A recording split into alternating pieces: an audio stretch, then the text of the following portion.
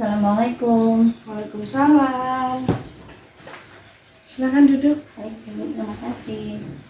Kalau boleh tahu, nama Mbak siapa ya, dari mana? Nama saya Tita Fatmawati, Bu, dari Margasari. Oh, Mbak Pita. Bagaimana kabarnya hari ini? Alhamdulillah sehat, Bu. Bagaimana dengan Ibu? Alhamdulillah, saya baik juga. Masih sekolah atau udah kuliah? Saya sudah kuliah, Bu, di UIN Wali Songo Semarang. Oh, lumayan ya. Sepertinya kayaknya ada yang ingin dibicarakan. Kalau boleh tahu, Mbak Tita udah pernah melakukan konseling belum? Belum, Bu. Tahu arti konseling?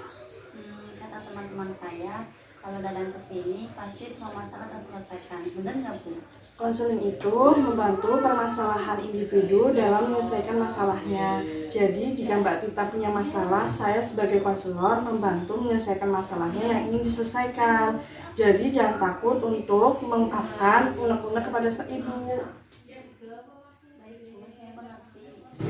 Kamu tidak perlu khawatir. Di sini ibu akan menjaga rahasia kamu karena dalam konseling terdapat kode etik, yaitu asas kerahasiaan. Jadi jangan takut dan ragu untuk mengungkapkan masalahnya kepada saya agar terselesaikan masalahnya.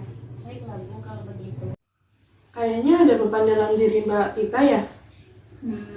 Kira-kira nanti saya jadi apa ya, Bu? Loh, kok jadi apa? Saya merasa tidak cocok dengan jurusan kuliah yang saya ambil, Bu. Saya ingin kuat saja, Bu. Memangnya kenapa dengan jurusan yang Mbak Tita ambil sekarang? Tidak sesuai dengan cita-cita yang saya harapkan, Bu. Iya, ibu mengerti perasaan yang Mbak rasakan sekarang. Pasti Mbak merasa bingung kan? Iya, Bu. Kenapa semua terjadi padaku? Kayaknya tidak sesuai dengan apa yang Mbak rencanakan sebelumnya ya? Iya, Bu. Itu sudah harapanku.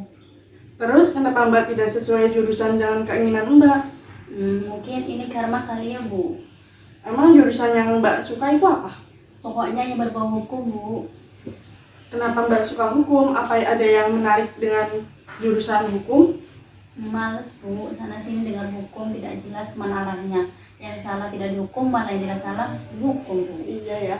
Jadi Mbak tidak terima dengan hukum yang berjalan sekarang ya. Terus Mbak pengen menggantikan posisi penegak hukum yang berbuat tidak benar, gitu ya? Banget, Bu.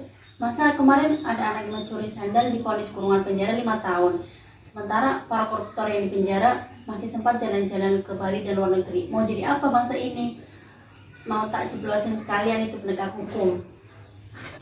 Niat Mbak bagus, mempunyai jiwa patriotisme, niat yang baik. Pasti bangsa Indonesia bangga mempunyai Mbak yang jiwa pemuda yang bagus.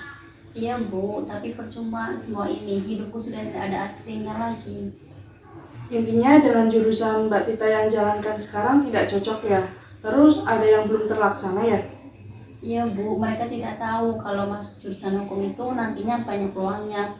Pasti banyak uang juga, dan uang itu nantinya buat mereka juga.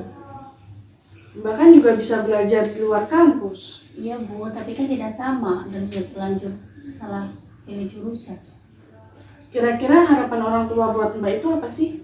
Orang tua saya ingin saya sekolah yang dekat, Bu, terutama yang di pesantren. Boleh saya tahu apa yang orang tua katakan kepada Mbak? Tidak tahu, Bu, mereka cuma ngatur saja. Emang apa yang orang tua katakan kepada Mbak? Mereka itu cerewet, Bu. Apa sih yang membuat Mbak rugi akibat mereka?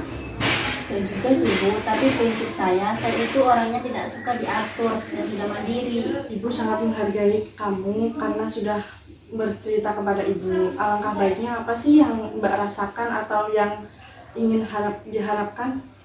Saya benci, Bu, dengan apa yang saya hadapi sekarang. Saya benar-benar tidak suka diatur. Emangnya saya anak kecil apa?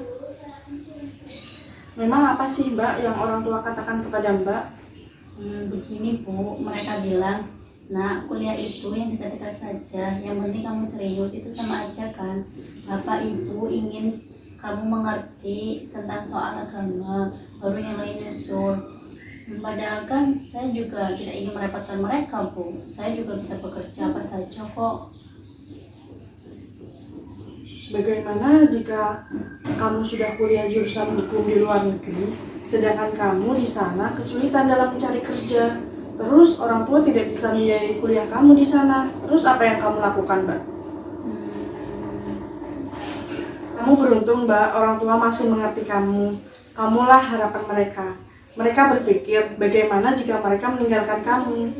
Iya Bu, saya merasa salah dengan kelakuan saya seperti ini kepada mereka. Banyak Mbak di luar sana yang tidak seberuntung dengan Mbak. Iya Bu, sahabat-sahabat saya juga sering menasihati saya seperti apa yang Ibu katakan, tapi jarang saya dengarkan. Ya Allah, saya merasa bersalah sekali dengan mereka.